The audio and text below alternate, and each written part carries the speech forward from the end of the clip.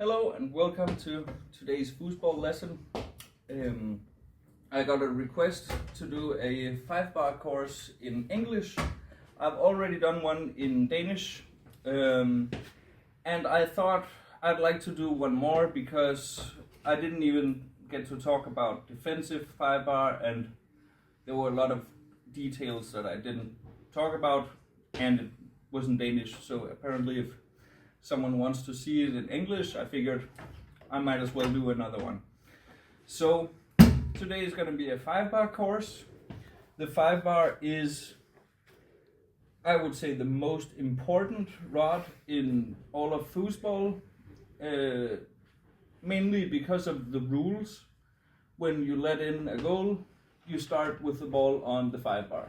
So if you don't produce anything on the 5-bar, you're toast. So I would say that, yeah, I mean, it's great to have a good 3-bar and everything, but if you don't get the ball up there, it's not gonna help you so much. And the way to get the ball to your 3-bar is by having a good 5-bar. So I would say that's the most important thing to get good at as a forward or as a singles player in foosball. Now, first of all, I want to talk a bit about ball handling, like without even passing, just what you should be able to do with the possession. Then after that, I'm going to talk about some passing series. We're going to go through chip series, brush series, and stick series, and finally, maybe we'll go through some shots, but I'm not a big expert on that, so that'll probably be a very short segment. And then we're going to talk about some defensive 5-bar. So let's go through this ball handling stuff first. Now, on different tables, there are different things that you need to be able to do. We're at a Bonzini table now, so I would say the most basic thing on the Bonzini table is moving the ball around in a backpin from guy to guy like this. That's probably the most basic thing that you want to be able to do.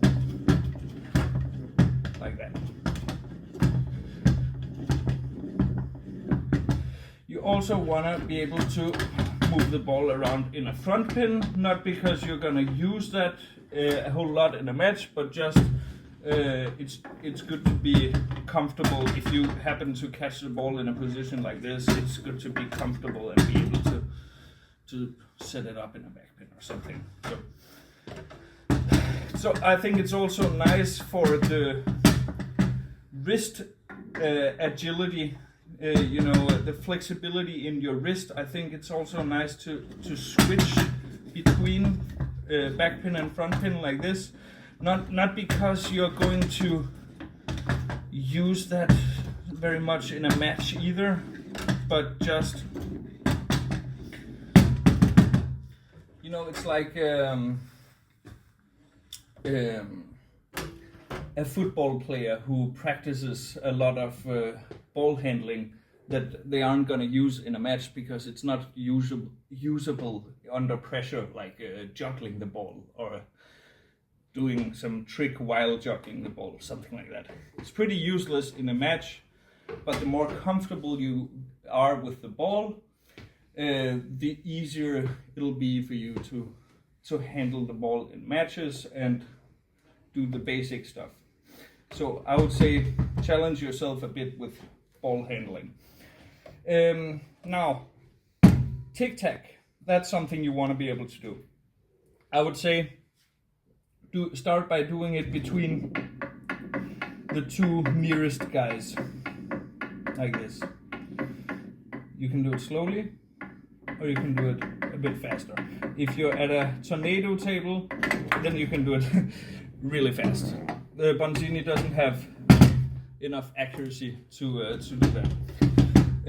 On the other hand, if you're at a tornado table, you probably cannot do this that I showed before. That's going to be pretty weird to attempt that at a tornado table. So like I said before, depending on the table you're playing on, there are different things that you should know how to do.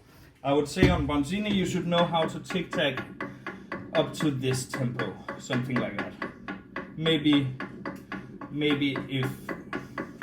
a little bit faster, but I mean this is probably pretty much the best you're gonna do on Bonzini, I think. At least for me. Now you also want to be able to tic-tac between the nearest guy and the middle guy. Most people like to go behind the ball when they do that, like this. And some people like to also, for the wrist mobility, and because it kind of looks confusing for the opponent, to go in front of the ball with the second guy, so like this.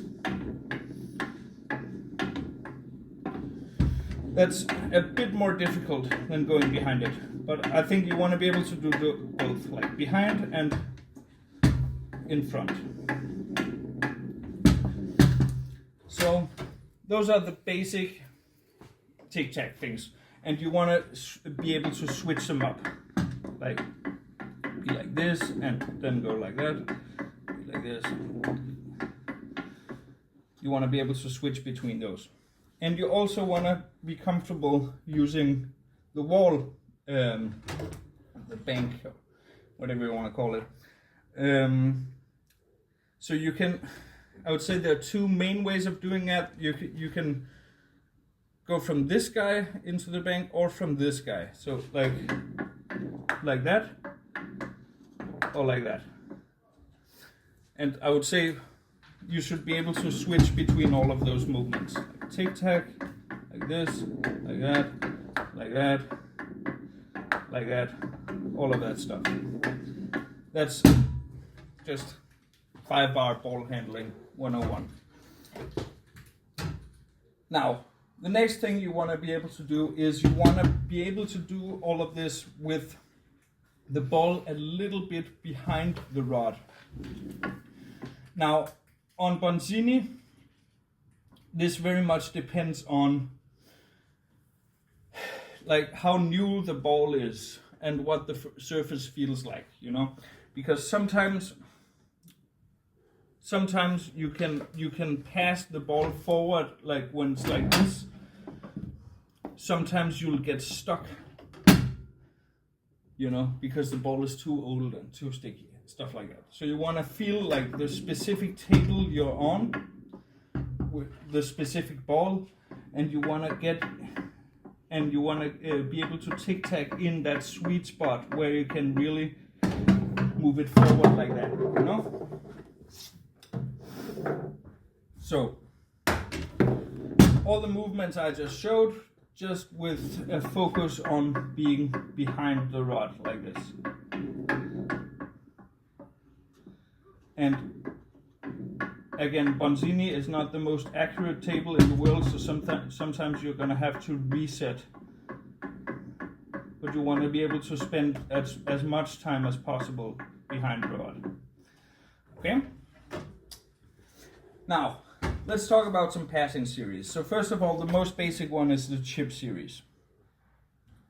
There are two main passes in this series. I'm going to set the ball up with my hand like this just to show the basic. So my guy is in the wall and I'm going to move it straight forward, and the ball is at an angle where it's going to go in the lane into this hole, like that. Okay? Now you can put some more speed onto that, kind of like that. Okay? So you set up the ball here in an angle where you get a lane pass just by moving the guy straight forward. Oops, too much angle. Like that.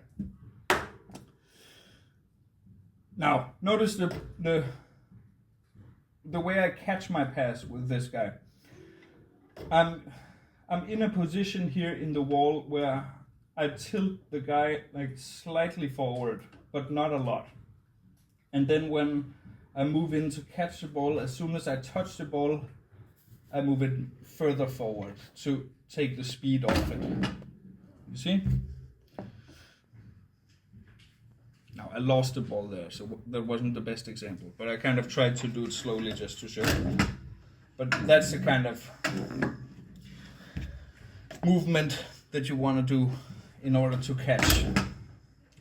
A mistake that a lot of people make is they kind of make the opposite movement, like that, where they knock the guy down on the ball. Now you can absolutely catch the ball like that on Bonzini, but not if your pass is fast. Like that doesn't work. You see? So when people catch the ball like this, it really limits the speed they can pass at. When they catch the ball like that, it doesn't really matter too much how fast the pass is. So you will be able to pass with a lot more speed when you don't make this knocking motion in order to catch it. Okay. Now let's talk about the wall pass in the chip series. So there are two schools of thought basically about this pass. Like, one is that you set up the ball so that when you move the guy straight, it goes straight like that. That's one school of thought. The other school of thought is you set up the ball so that you are ready to do a chip lane. Now the ball is set up so if I move the guy straight, it'll go to the lane, and then I move in here in order to pass it down to the wall, like that. So one like quick motion where I go to the other side of the ball. I personally prefer the second school of thought, that it should always be set up for a lane pass, because the problem with setting it up here is that you have now limited yourself, and there is now only one option. There is absolutely no way to get it lane now. You can only get it wall. Now you can say, if you move the ball quickly in a tic-tac, it doesn't matter. Yeah, you can say that. But when it comes to chip passes and brush passes, I like to think that the sideways toss should not matter too much. You should be able to do the sideways toss very slowly and still have the pass work just because the pass is good. So like with a slow sideways toss, that is too obvious in my opinion, because the ball rolls slowly down here and now you don't have any options but going wall. So of course you're gonna go wall. So I like to play a wall pass like this, where it's as soon as it's set up for the lane, as soon as it's set up in that spot, I can do both of my passes. And no matter how slowly I'm moving the ball sideways, there's no way to tell whether I'm gonna do a lane pass or a wall pass. So I prefer that school of thought, that chip series always happen from this position where you can do a lane pass and you can do a wall pass like that. Alright? Now, there are two different ways of doing each pass when you're moving the ball around. You can either like wait for the ball at the wall,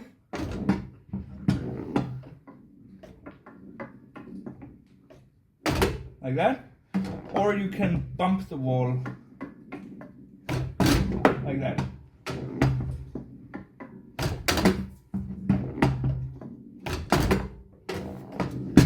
And it's good to do two different things, and like don't always do the same thing. Just mix it up. Sometimes wait for the ball with the guy at the wall like this.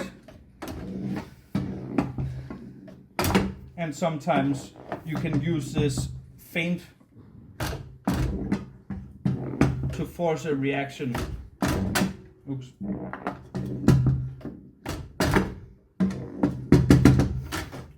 So you can mix it up between those two. Now, that's the chip series. I would say that's the most basic one, because there are only 2 passes. You could say 4 if you count the ones where you bump the wall and the ones where you wait at the wall. So you could say there's a total of 4 passes. Very simple system. I recommend that for beginners. The idea is, of course, that when you're here and you can do a lane and a wall, the opponent has to cover the wall here and the lane here, and they cannot be in both places at the same time. That's, of course, the basic idea of a series, you know, having enough options so that your opponent cannot block all of them at the same time. Now, let's talk about brush series. So you could also say about the brush that there's 2 options. There's a lane and a wall. You could also say that there are like 40 to 50 options depending on your point of view, because there are many ways of doing a lane pass and many ways of doing a wall pass when you are a brush player. So let me just start with the basics. You want to have the ball behind the rod, like I talked about earlier. That's called I think that's what's called the sweet spot in English. In Danish we call it the brush point, because that's the point where you only have to move the guy forward in order to get speed. You see, I got a lot of speed there just by moving the guy forward. There's no backswing. I don't need to do a backswing like that. I only have to move the ball forward because the sweet spot is helping me. Now I need to kind of figure out the sweet spot on this specific table, with this specific ball, where exactly it is, because it feels a little bit weird. Yeah, okay. So I think it's around there. So that's the thing about Bonzini. The sweet spot changes from table to table and from ball to ball. I think on this table it's here, where you can get that nice brush speed without doing a backswing or anything. So I would say basically I would divide the brush pass into like 3 categories. There's one where you're like very close to the wall and you can go lane like this. Now notice that my movement is in the same direction as the pass. You see this movement? It's not like a straight movement like the chip, or like going the other way, like something like that. It's always in the same direction as the pass. The same with the wall. You're always gonna end up bumping the wall when you do a wall pass. So from one side of the ball, from here I can do a lane pass. From this side I can do a wall pass. Now, hi Sebastian. Hi. Now you could also move the ball further infield. Then you would need some more angle on your wall pass, like that, and a little bit less angle on your lane pass, like that. I'm going to try to catch the passes, just so it looks a little bit more convincing. Now you can also do it from all the way up here. there's basically a straight lane pass from here, where you pass the ball straight. That's called a high lane, and the wall is going to be very steep from here, like that. Okay, so what do I mean when I say there are 30 to 40 different brush passes?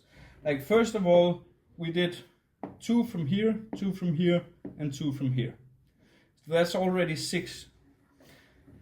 Now, secondly, you can do them where you spend time behind the ball first. Like that, or like that. You can do them where you move between the wall and the lane positions first. Like that. Or like that. And you can do them where you wait at the wall and you go directly in and pass. Like that. So that's already a lot of different ways only from this spot. Now you can do the same things from this spot and from this spot. So there are many, many ways of doing a brush pass. And if you want to be a really good brush player, you want to be able to do all of them. Now let's talk about the setup. Like, if you're a beginner and you want to learn how to do the brush pass, maybe start in a backpin from this guy, because it's easy to get it in the sweet spot. And you can just start by doing it like that. Doing those 2 passes like that. Then you can start varying a little bit. Like, you can do a high lane and the steep wall. And you can vary whether you spend time behind the ball or not. See, all of these are a little bit different. Now I spend time behind the ball. Now I wait for the ball at the wall.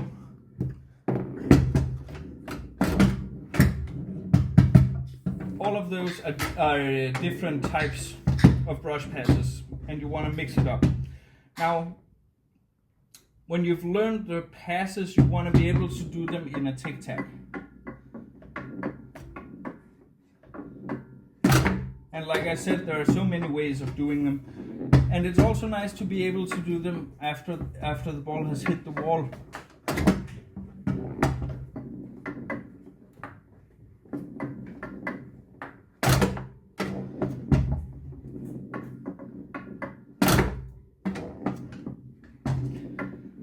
It's also nice to be able to do them all with a fast sideways toss and with a slower sideways toss. That's a running lane. This is a slower lane. The pass forward is fast, but the sideways motion also has an influence on it, you know? That's a running wall, I guess you could call it, or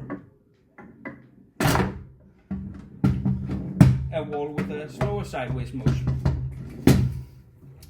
Now it's also good to be able to do them after it's hit the man, like that.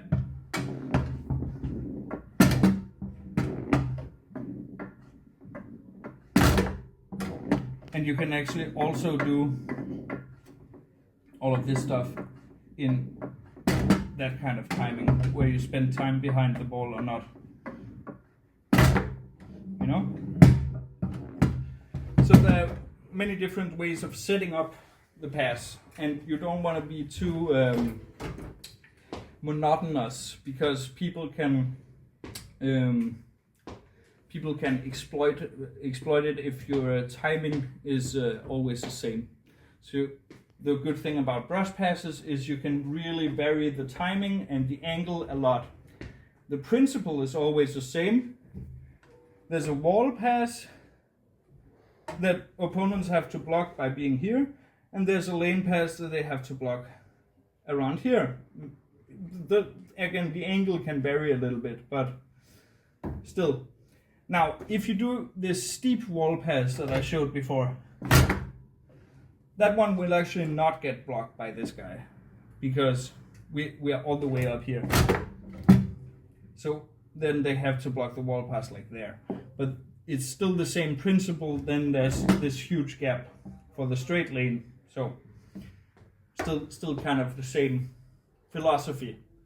So when you oversimplify the brush series, yes, there are two options, a wall and a lane, but there are many ways of doing each one of them. I probably haven't even shown all the ways, but in order to keep it just a little bit short, I'm going to move on to the stick series now.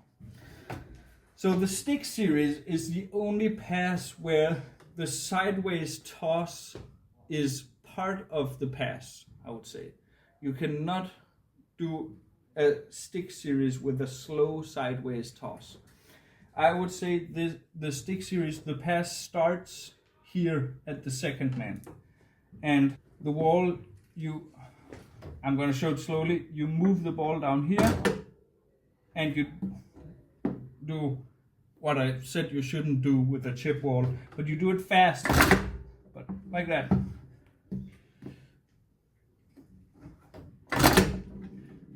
Okay, that's a wall pass.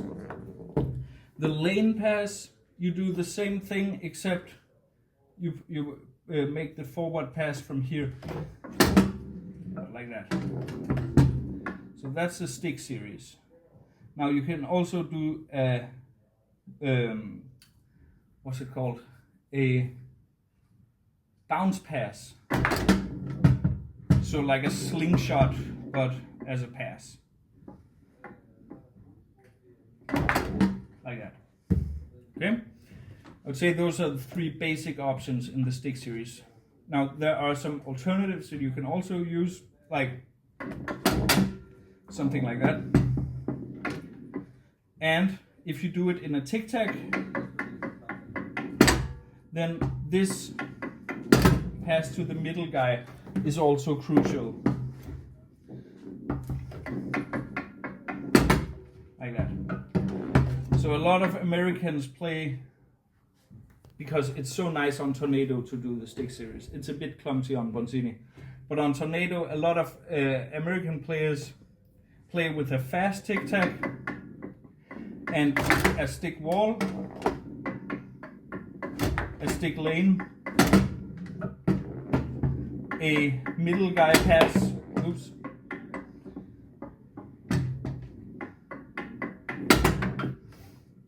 and maybe a bounce pass,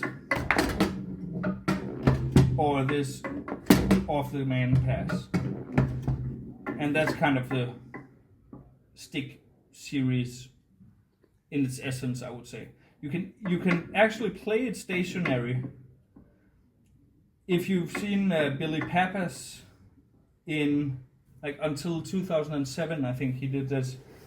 He played stationary stick passes. So he set up the ball at this guy and he just stood still and he either made a stick wall or a stick lane.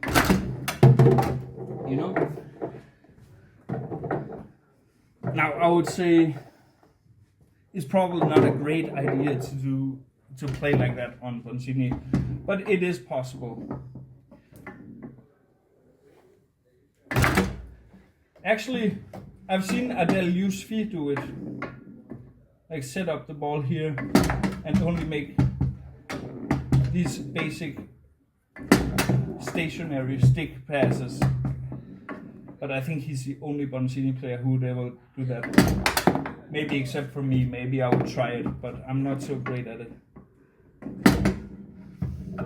Because the stick lane is just a bit clumsy. It's a bit easier to do at the far wall, I think. The stick lane movement is just a bit more natural on Bonzini, I think. But still very hard to catch it.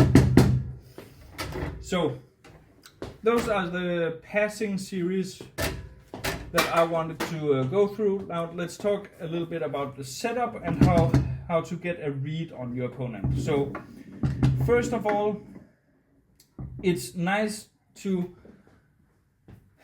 do a lot of stuff that looks like you're about to pass, even though you're not. Like, for example, this. I like that movement. I like that. Stuff like that. Or just being behind the ball as a brush player, or bumping the wall as a chip player. Or, you know, stuff that looks like you're going to do one of the passes you have in your system. It's nice to have those movements in your repertoire so that you can do them and see how the opponent reacts, because then you can get a read on them. So I think it's very important to make it look like you're always able to make your passes, so that the opponent is forced to defend, so that you can see how they will defend, you know? And I think the most basic principle here is just don't rush. You don't have to pass immediately just because you can. You don't have to pass just because the ball is set up. You know, foosball is kind of a turn-based game in the sense that the opponent cannot take the ball away from you once you have it. Now, you cannot keep it forever. There's a time limit, 10 seconds on the 5-bar or 15 seconds on the other rods. But in those 10 seconds or 15 seconds or whatever it is, the opponent cannot take the ball away from you. So it's basically your turn when you have a possession, and you should take advantage of that. You can use those 10 seconds to get a read and wait for the right time to pass. Sometimes the right time is immediately. Other times you have to test the opponent a little bit by doing this kind of stuff and see how they react until they commit to something. Now we can also talk a bit about alternative passes. There are many alternative passes. I've only covered the basic passes. So what's an alternative pass? Well, it's a pass that you would maybe use 2 times in a match maximum, maybe 3 tops. So it's not one of your important passes. It's not going to be one of the passes that win you the match because you do it all the time.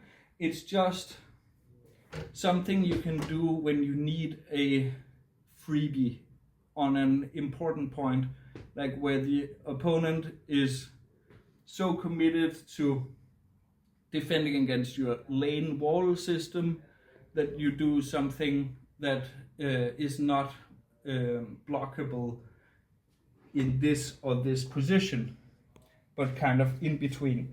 So for example, a good example of this is Sven Wonsel. He does this pass. Now that's kind of funky, right? I mean, I'm not great at making it, but kind of like that. That's not a lane pass. It's not in here at all. Like, it'll definitely go through that, and it's not a wall pass. It's not out here at all. It's kind of in between, not here, but around here.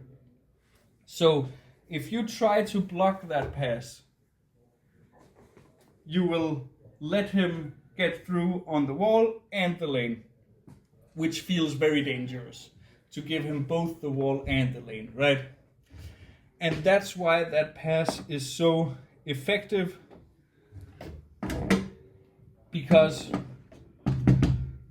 now you kind of have to be there some of the time, and then you'll get more space for the lane, you'll get more space for the wall. So it's a pass that creates space. That's one function. The other function is that you can use it when you got an important point that you need to win, like a 4-4 point, for example, and you're not sure whether you should go lane or wall. because the opponent is maybe very actively blocking both of them, then you can almost be certain that you can get this pass through like one time at least, maybe 2 times. But if you use it the whole match, it's not so great because it's very close to the wall and it's very close to the lane. So just when the opponent does a little bit of movement, they can quite easily block it. But when they are not ready for it and you've only shown them lane and wall options, then it's almost always a freebie. Now, there's also passes like that. Probably if you've shown the opponent lane and wall options, and maybe that one, stuff like that, they are probably not going to be expecting like a pass like that, right? So that can also be kind of a freebie, or just something unexpected that maybe doesn't theoretically work because you don't really have an alternative that looks like it, but in practice it works because the opponent is not ready for it when they've seen your lane wall system. Okay? So it's nice to have some alternative passes, just don't use them too much. Now, let's talk about shots. I mean, I guess the most basic shot is like, that was better. So, yeah, you kind of need to warm up your wrist to do that well. I can feel it straining on my wrist a little bit. Now, there's a pass that a shot that Martin Due here from Aarhus likes to do. When you do that kind of shot that I just showed, a lot of goalkeepers will go there to protect. Then he likes to cut it back to where the goalkeeper came from. That's a pretty dangerous one. You can of course shoot with this guy like out of your tic-tac. So I think Martin does like a shot like that, which is supposed to end up over there.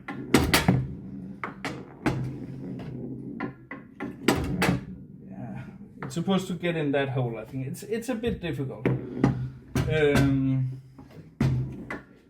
Now, if your opponent is not there, like for example here, you can always just like shoot it straight into that hole. Like that. I've seen Olivier Covus back in the day. He liked to do this chip shot in between those guys, which is kind of funny. He was very good at hitting that hole in between the guys. You can also hit it with the fourth man if the 5-bar is trying to protect against your shot with this guy. You can hit it like that. Oops. This takes a lot of practice actually. A lot of people think that it's easy to score with the 5-bar and it's more stylish to pass, but I mean, if you haven't practiced it, it's quite hard to score with the 5-bar actually. It's way easier to pass for me. But this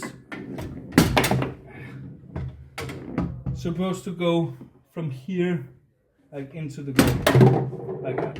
So you have a fast toss from this guy, and you can either shoot from this, or this guy, you know? That's kind of the principle here. I cannot really do it. So, yeah, I don't think I'm gonna show it anymore, but I think I've talked a bit about like the basic ideas behind it. So if you practice it, then you can do it much better than what I just did. Now let's talk about 5-bar defense. So first of all, let's talk about just defending against wall lane series only. So I think with a wall pass, you always want to catch it. When it goes to the wall, you always want to be in a position where you can catch the ball like this. Okay? Because if you try to shoot it forward, it's gonna go to the opponent, because they always end up down here when they do a wall pass. So it's gonna be a waste to try to shoot it forward. You always wanna try to catch it when you block a wall pass. With a lane pass, you can try to catch it in this kind of position, but when you hold the guy backwards, you create a bigger hole for your opponent that you would be closing if you held the guy forward. You would make the hole smaller for the lane pass. So, and also if the opponent has a very fast lane pass, it can also be very hard to catch. It's easier with the wall pass because you know exactly where it's coming. It's coming in the wall. The lane, I mean, you could catch it here, here, here, here. You never really know exactly where to catch it. So I would recommend with the lane pass that you try to shoot it forward to your 3-bar and try to catch it on 3-bar instead. So you kind of block lane passes kind of like that, and you sometimes you can shoot a bit harder, and you try to catch it on 3-bar. And these two positions are the basics of 5-bar defense, I would say. Forward into the lane, backwards into the wall. Those are the bread and butter of 5-bar defense.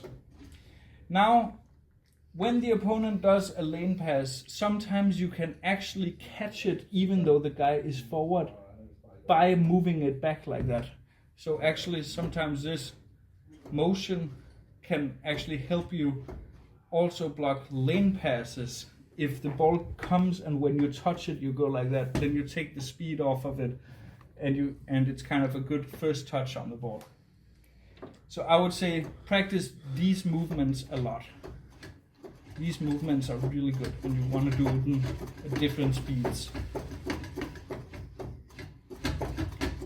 And try to get in and catch them on the 3-bar when you block the lane pass.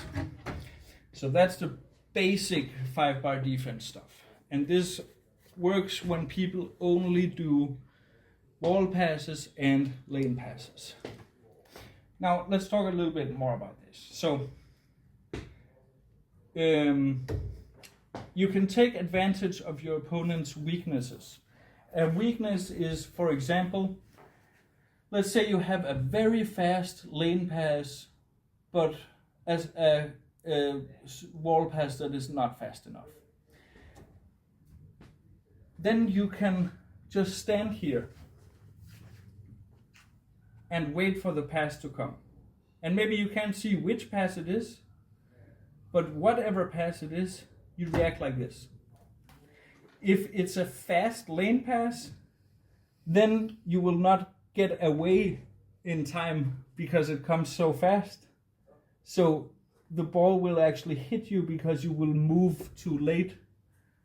And then this movement serves as taking the speed off the ball, like by going backwards when the ball hits you. See?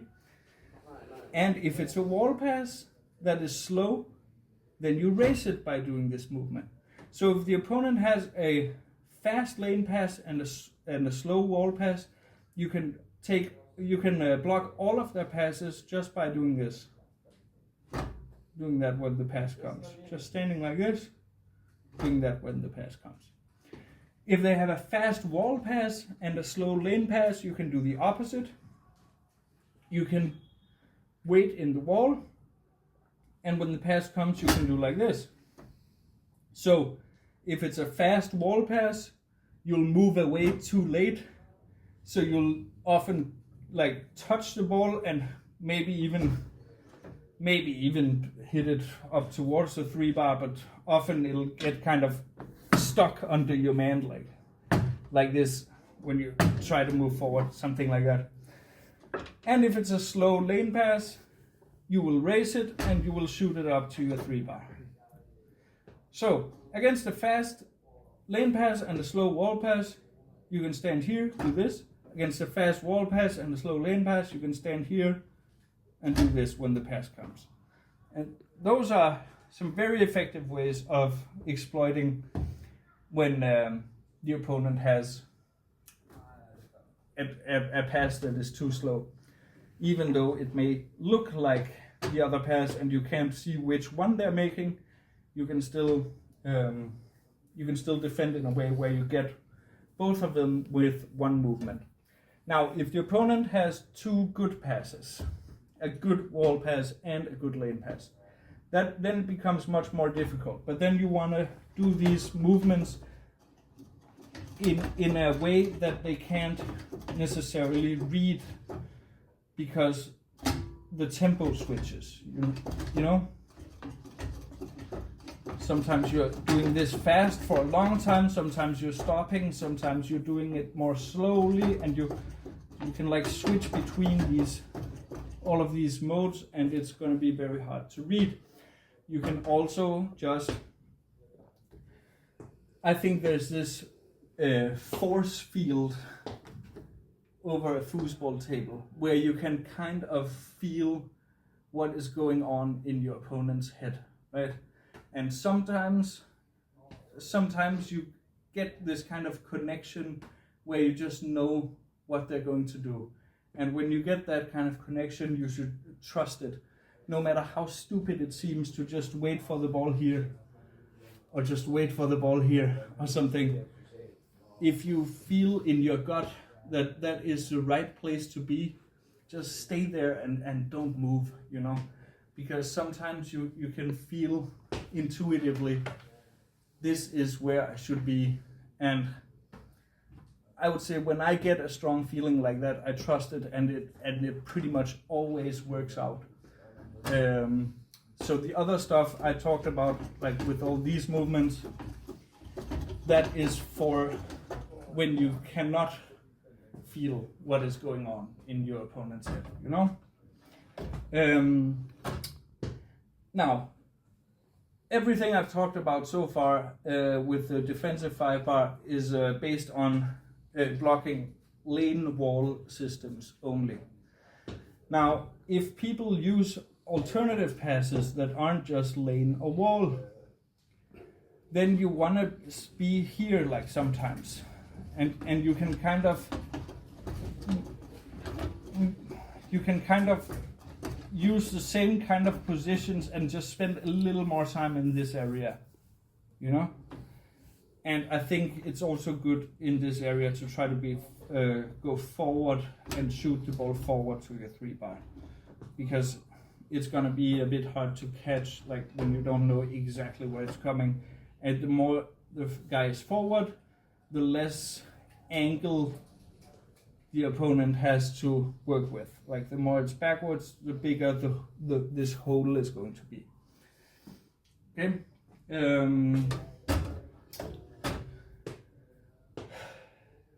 What else is there?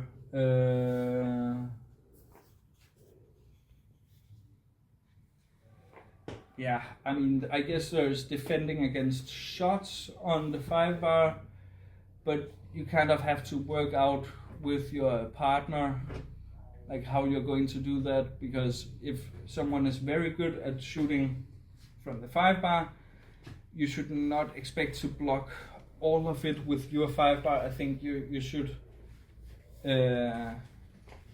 maybe agree with your partner that I take these shots, you take those shots, stuff like that, you know? So for example, I have a deal with my partner, like if the opponent plays down here, he stays here with his guys until the ball is here and they can shoot with this guy. Then he goes up here and try to block that. So I have to block everything that can come into this hole over here, except for this shot. I think that's a nice kind of zone for me against 5-bar shots. you can try to find your own. Are there any questions or comments?